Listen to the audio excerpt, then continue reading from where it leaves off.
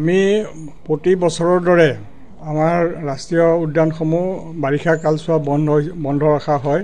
সেইমতে আমি যেতিয়া খৰালি আৰম্ভ হয়, বিশেষকৈ অক্টোবৰ নৱেম্বৰ মাহত আমি পাৰ্ক মুকলি কৰোঁ, যাতে যেতিয়া আমাৰ ৰাস্তাবিলাক সুচল হয় তেতিয়া আমি মুকলি কৰোঁ। এইবাৰ আমি দেখিছোঁ যে আমাৰ যি ফিল্ডৰ কণ্ডিশ্যন আছে সেইটো চাই পেলাই আমি সম্পূৰ্ণ নহ'লেও 50% এৰিয়া এটা আমি পৰ্যটকৰ কাৰণে মুকলি কৰিব পাৰিম।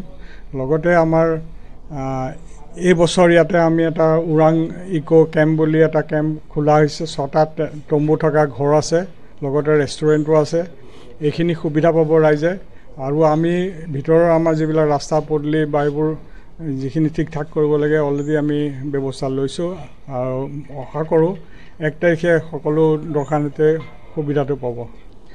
পৰ্যটকে আমাৰ ইয়াত আহিলে চিধা প্ৰথমতে বাঘ দেখা পায়, তাৰপিছতে গড় দেখা পায়, হৰিণ দেখা পায়, হাতী দেখা পায়, বিভিন্ন প্ৰজাতিৰ চৰাই দেখা পায়, গাহৰি আছে আৰু তেনেকুৱা দুষ্প্ৰাপ্য প্ৰাণীও আছে, যেনে নল গাহৰি, কাবাৰ আৰু বেংগল ফৰিকান বুলি দুষ্প্ৰাপ্য চৰাইও আছে। কিন্তু সেই ৱাইল্ড লাইফ চাইটিংটো আমাৰ লাকৰ লগত কথা।